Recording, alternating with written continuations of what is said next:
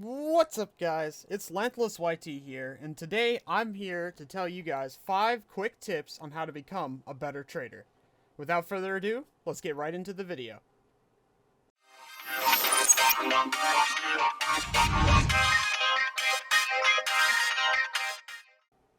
Now, the first trading tip is going to be to check the value list. What is the value list? The value list is a list on the Discord that's updated on a monthly basis by the moderators that keeps track of the value of pretty much every tradable unit in the game.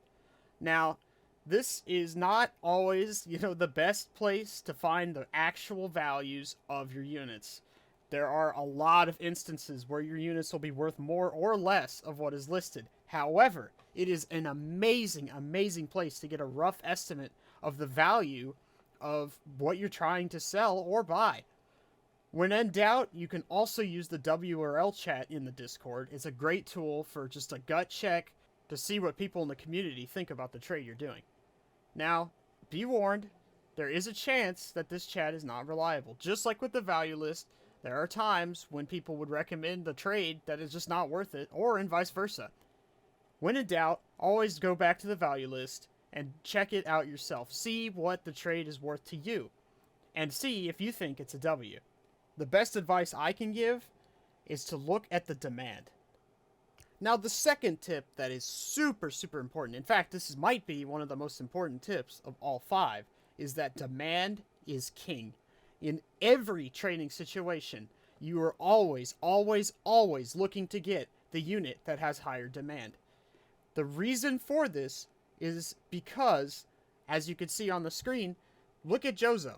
Jozo is a shiny leaderboard unit. There's only like 110 of them in the game. He's extremely rare. Only the top percentage of players will ever have their hands on him. However, Jozo is not a popular character. As you can see on the value list, his demand is actually 2 out of 10. On top of that, he's unstable, and he's already fallen by like half his value since he released. He's likely going to keep falling, because the reality is while there is a very low supply of this unit, he's just not popular at all. His demand is not there. On the other hand, look at Shiny Power. She has a demand of 7, meaning she's pretty popular with the community. A lot of people want her.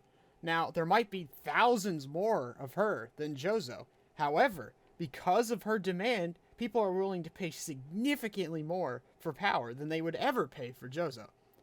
This is why demand is so important to keep in mind for all of your trades.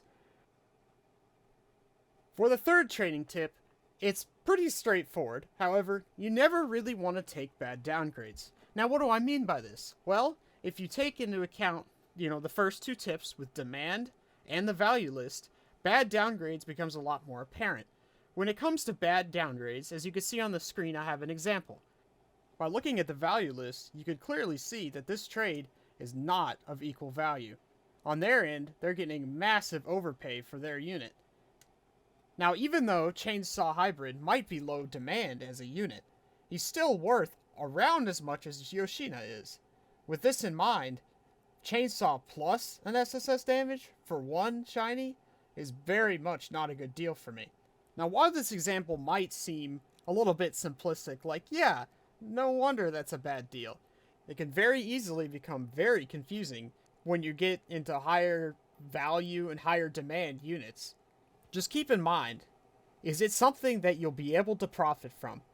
If it's not profit for you, if you won't be able to trade it for more and continue to upgrade, then it's not a good trade for you.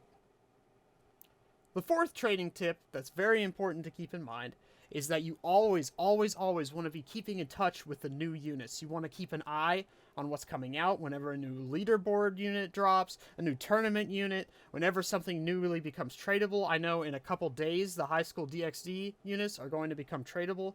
When they first come out, those first couple days, you will make profit trading those units. It does not matter if they're popular or not. For the first couple days, people will want them regardless. Even if they're bad, even if they don't look cool.